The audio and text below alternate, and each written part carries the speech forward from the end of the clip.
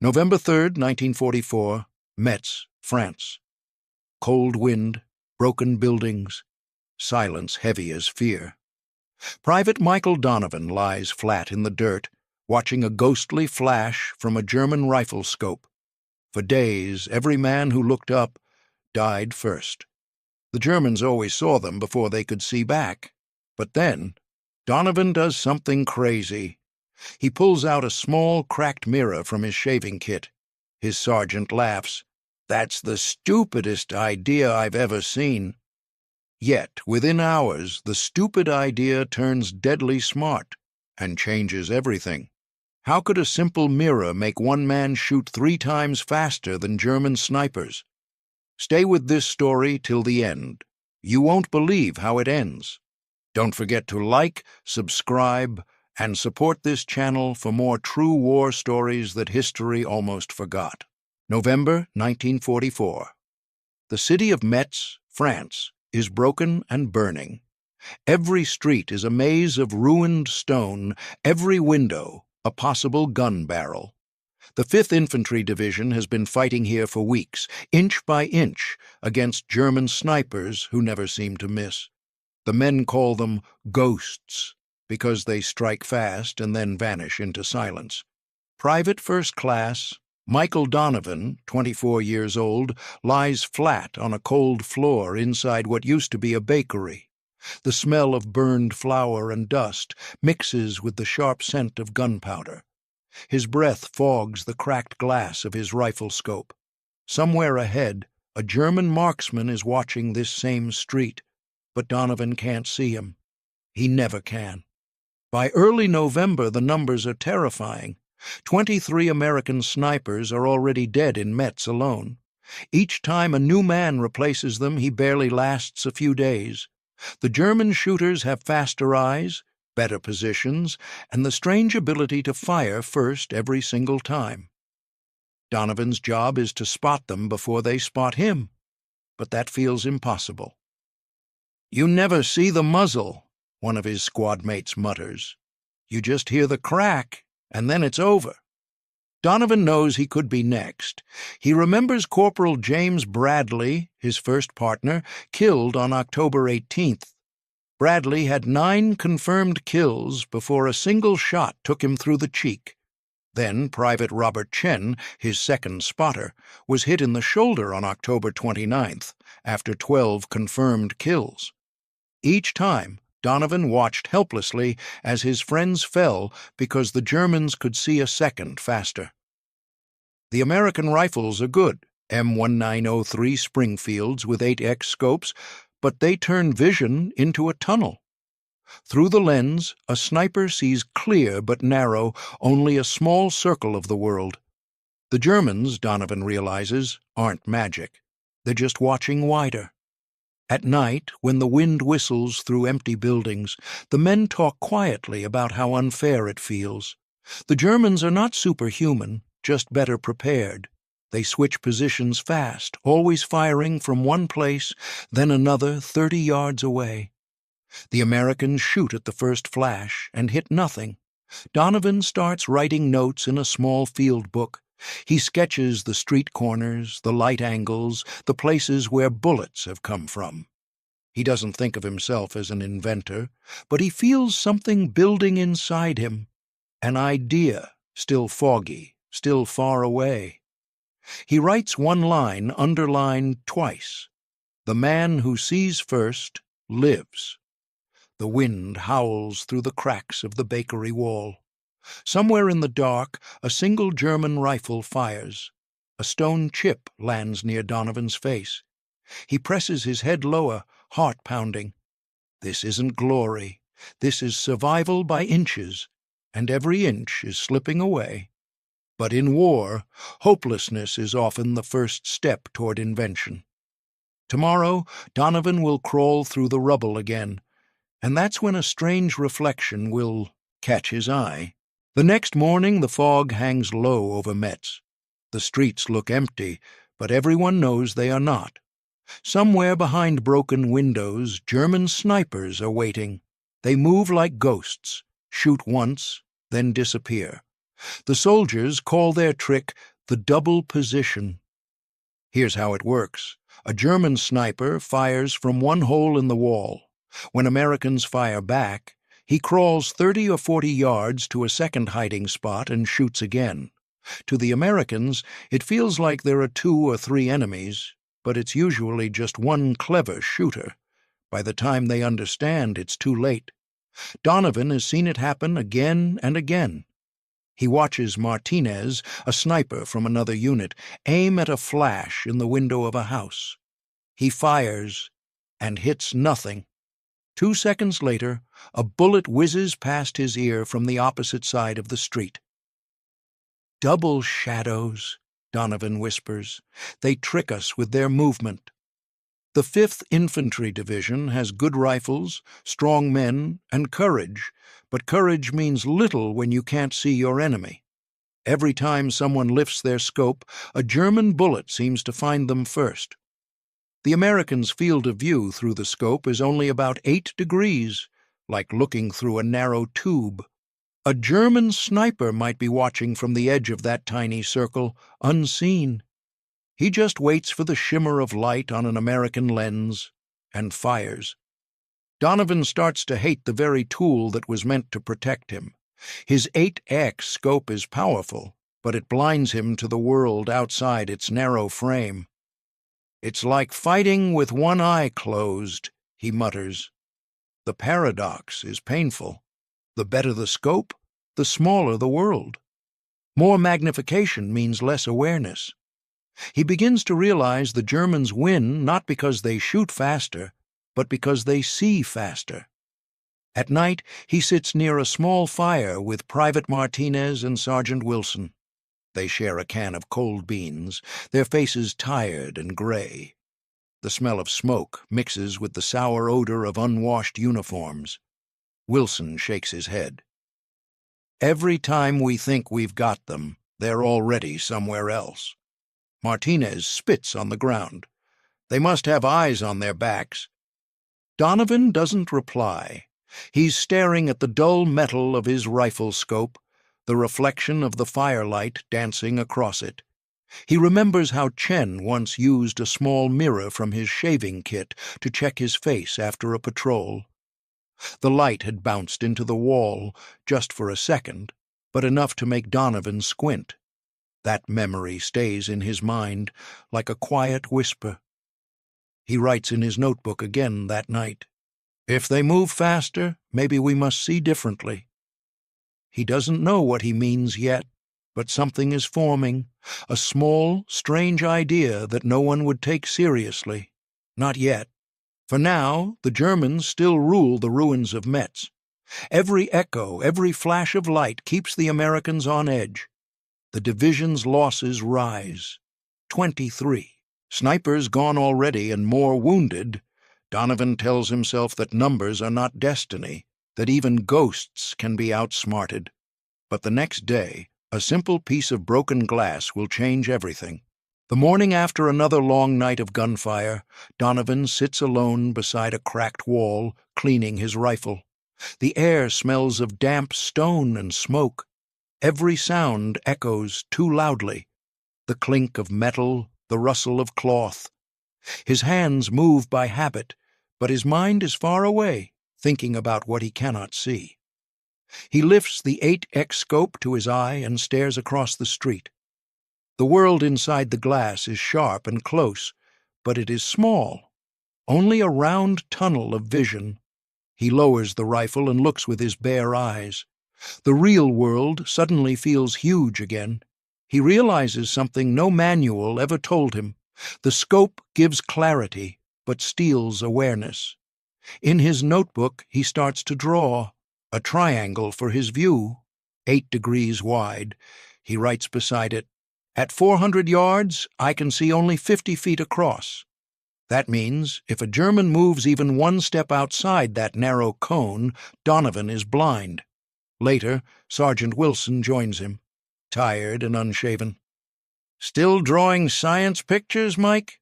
he jokes. Donovan smiles weakly. "Just trying to see why they're always faster." Wilson shrugs. Because they cheat, or they're lucky. But Donovan shakes his head. No, they just see more of the world than we do.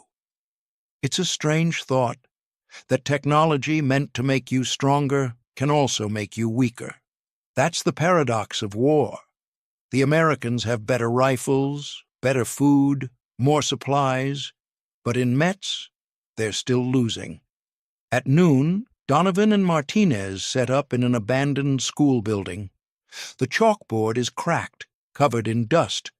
A single desk lies on its side. They scan the street through the narrow scope window. Minutes stretch into hours, then flash. A bright sparkle from a third-floor window. Martinez whispers, "Got him." Donovan steadies his aim. Before he can fire, a sharp crack cuts through the air. Martinez's helmet jumps. The bullet ricochets, missing by inches. The German had already moved. Donovan's heart pounds. His face presses against the cold rifle stock. Sweat runs down his cheek, mixing with brick dust. He pulls back from the scope, blinking hard. His eyes ache from staring too long through that narrow circle. He feels half blind. That night, he writes again. We don't lose because we are weak. We lose because we look through tunnels. He studies the scope under lamplight. The polished lens, the metal ring, the faint scratches from battle. He picks up the small mirror from his shaving kit, the one cracked at the corner. He tilts it, watching how it catches light, how it shows things beside him, behind him, around him. He holds it next to his rifle for a moment, just playing, not planning, yet the reflection feels powerful. Outside, the wind blows through the broken city. Somewhere, a German rifle fires again, a single sound like a hammer striking metal. Donovan looks at his mirror one last time before sleep. He doesn't know it yet, but this small piece of glass is about to change the math of war. Donovan sat in the broken bakery, staring at the wall. His rifle leaned beside him, cold and useless. He felt helpless, trapped by invisible enemies who always saw him first. He looked around. There was nothing new left to try. Then his eyes fell on a small round mirror, the kind soldiers used to shave. It was cracked, dusty, but it gave him a thought. "What if?" he whispered. He took a deep breath. Then, with tape and trembling fingers, he fixed the mirror to his rifle, just above the scope. It looked ridiculous. Even his sergeant laughed. "You trying to make the rifle look pretty, Donovan?" Donovan smiled weakly. "No, sir. I'm trying not to get shot." The idea was simple. He could use the mirror to see around corners, or spot reflections of movement, without exposing his face. It wasn't fancy science. It was just desperate common sense. For hours he adjusted the angle, tested it against the sunlight, checked if it could catch a glint of a helmet. Every time he moved the mirror, it caught a little more of the street, a wider picture than his narrow scope ever could. And for the first time in weeks, Donovan smiled. It might look stupid, but maybe, just maybe, it could save lives. The next morning, the fog was heavy. The streets were silent except for the sound of dripping water. Donovan lay behind a pile of broken bricks, holding his rifle with the mirror still taped to it. His heart beat fast. He was about to test his stupid idea. He slowly tilted the mirror. Through the small reflection, he saw the window of a ruined house across the street. And then a flash, just for a second, a tiny sparkle of light, a sniper's scope. Donovan didn't lift his head. He didn't need to. He moved his rifle a few inches, took aim, and fired once. The glass on the other side shattered. Silence. Then nothing. His sergeant looked at him, shocked. "Was that?" Donovan nodded. "One less ghost." After that day, other soldiers began to copy him. They used broken mirrors, bits of metal, anything that could reflect light. Soon every rifle squad had a mirror taped to their guns. It changed everything. Now the Germans didn't see first, the Americans did. In a week, the hunters had become the hunted. And Donovan's stupid idea had saved more men than he could ever count. The mirror trick was spreading fast. By late autumn of 1944, 9 rifle squads across the front were using it. No orders had come from above.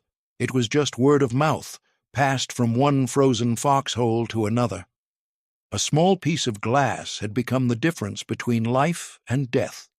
In the ruins of Aachen, Sergeant Donovan and his men waited inside a half-destroyed factory.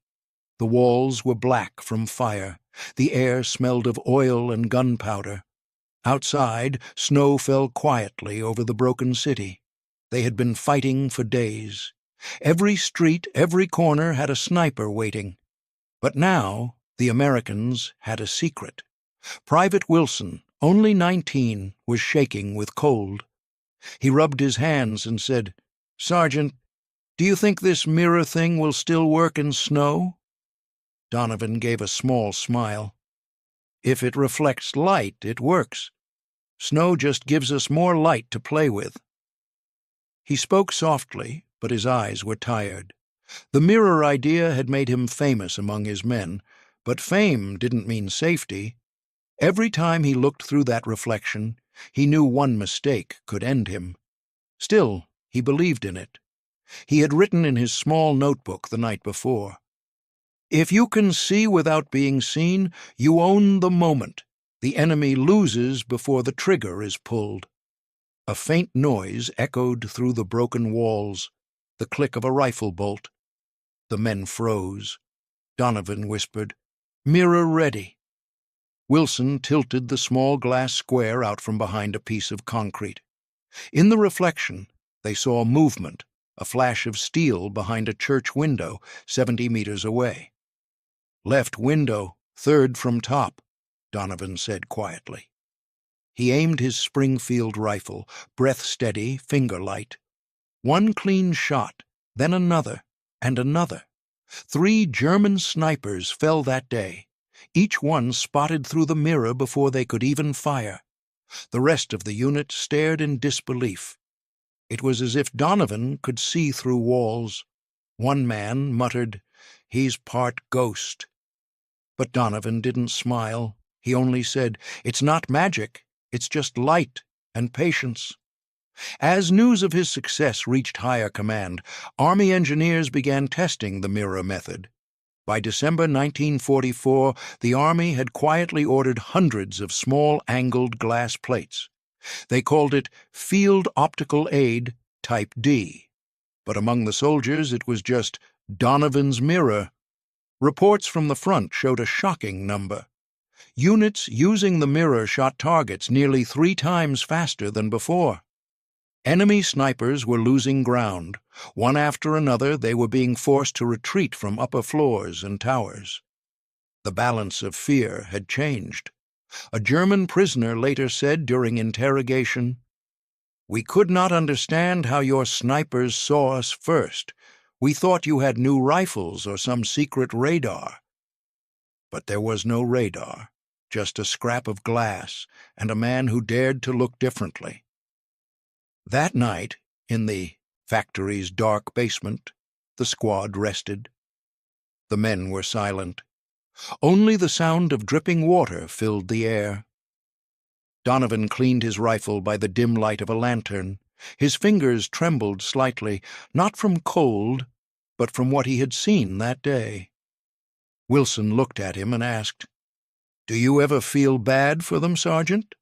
The ones you shoot?" Donovan paused. He looked at the mirror beside him, cracked but still shining. "Sometimes," he said softly. "But every man out there has someone waiting for him. The faster I am, the more of our boys go home. That's the truth." The young soldier nodded. No one said anything else for a long time.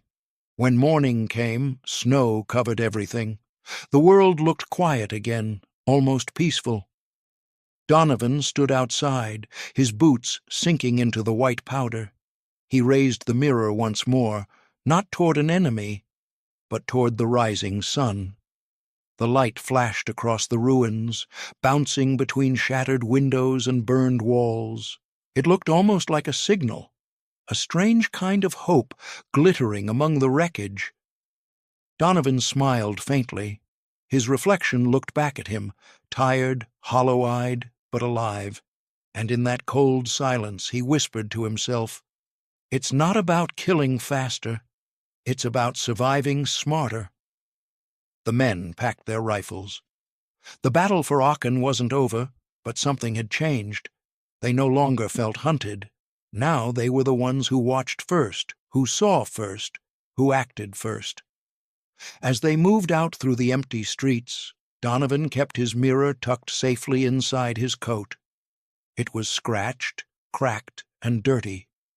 But to him, it was more valuable than any medal, because it had given him something no weapon ever could: time to see, to think, to act, before the enemy could even blink. But this was only the beginning. The real test of Donovan's idea was coming, a battle far colder, far deadlier, and far larger than anything they had faced yet, and it would show the world what a stupid idea could really do. The mirror idea had worked in ruined cities, but now winter had come. The forests of Belgium were covered in snow, and the cold wind cut through everything: clothes, skin, even courage. It was December 1944, the Battle of the Bulge, the biggest and bloodiest fight the Americans would face in Europe. Sergeant Donovan's squad had been sent to hold a small village called Foy. It looked peaceful, just a few wooden houses and frozen trees, but danger hid behind every wall. German snipers were everywhere again, and visibility was low. The mirror trick would have to prove itself all over in a world of white silence. That morning, frost covered everything. The air smelled of smoke and wet wood. The soldiers' breath turned into white clouds as they moved through the empty streets. Donovan's boots crunched in the snow. He raised his rifle, mirror taped firmly to the barrel. Private Wilson walked beside him, shaking from the cold. "Feels like the world stopped breathing," he whispered. Donovan nodded. "Quiet can kill you faster than bullets," he replied. Suddenly, a gunshot echoed through the trees. The sound cracked the silence like breaking glass. The men dove behind a stone wall. "Sniper!" someone shouted. Donovan didn't move. He carefully tilted the mirror out, just a few inches beyond cover. The reflection caught a small movement, a puff of snow falling from a rooftop. That was it. He turned his rifle, exhaled slowly, and fired once. The echo faded, then silence again. "Hit confirmed," Wilson said, peeking up. Donovan's face stayed calm, but inside he felt something different. Not pride, but focus. Every time he used that mirror, it reminded him how fragile life was. One small mistake, and it could all end in a heartbeat. Over the next week, his squad held their position as snowstorms rolled in. They barely slept. They had to melt snow for water and eat cold rations that tasted like metal. But Donovan's trick kept them alive. In one frozen night, they took down 7 German snipers, before any of them could fire a single shot. The official report later noted, "Squad efficiency increased by 320%, enemy casualties disproportionate to engagement time."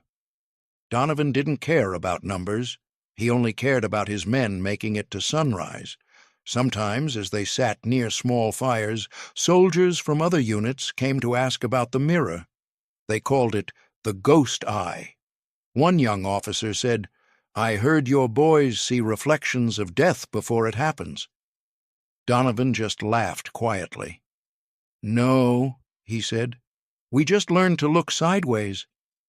One evening, during a heavy snowfall, they received word that the Germans were pushing back hard. They needed to hold the line. No retreat. Visibility was near zero. The world was just white fog and wind. Donovan placed his mirror against a piece of wood, angled toward a church tower ahead. Through the shimmer, he spotted faint flashes, muzzle sparks. "3 up high," he said. "Wilson, mark left."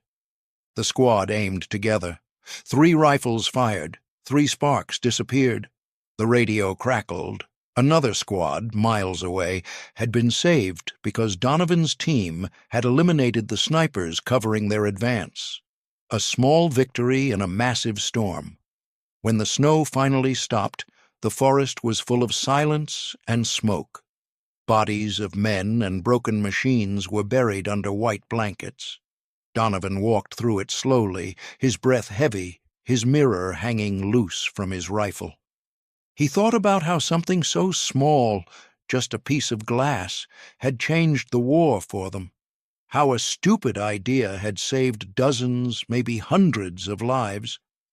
Wilson walked beside him and said, "Sergeant, do you think they'll ever know what you did?" Donovan shook his head. "It doesn't matter who knows," he said. "What matters is we made it home." The wind howled through the trees. Far away, the sound of artillery echoed like thunder. But for the first time in months, Donovan felt a strange peace. He looked again at his mirror. It was cracked, dirty, and nearly useless now, but it still caught a bit of sunlight.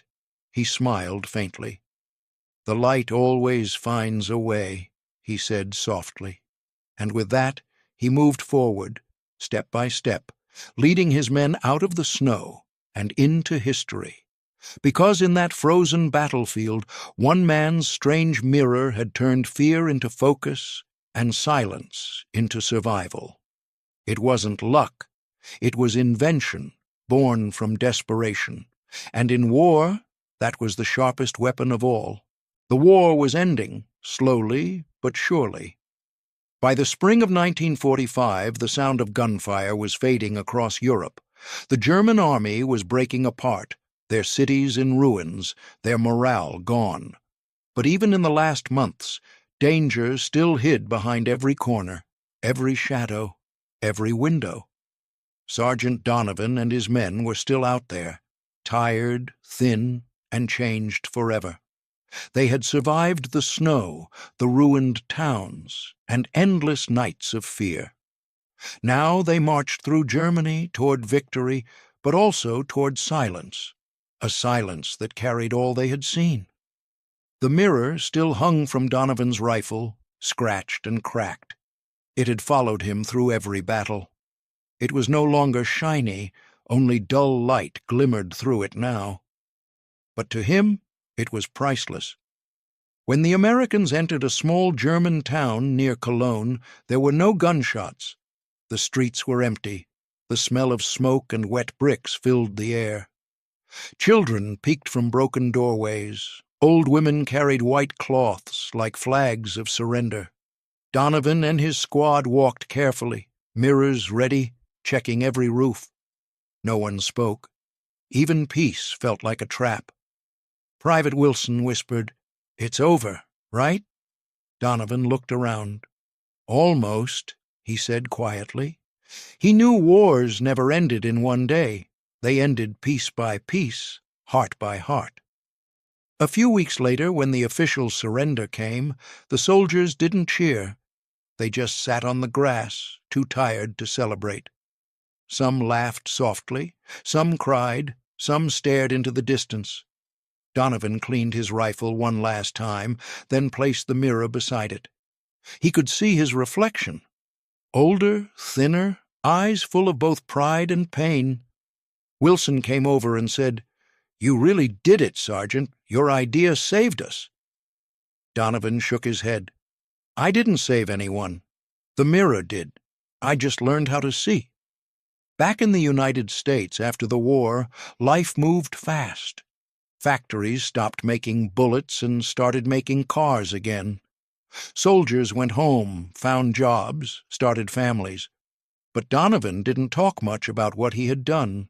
When people asked about the war, he'd just say, "We learned to see things differently. That's what kept us alive." The Army never gave him a medal for his mirror. In official reports, it was called a field observation method developed by infantry personnel. No names, no credit, just a quiet footnote in history. But in the memories of the men who fought beside him, it was more than a trick. It was a symbol. Years later, military engineers studied his idea again. They built small periscopes and angled lenses for rifles, based on the same principle Donovan had used. By the time of the Korean War, these devices were common.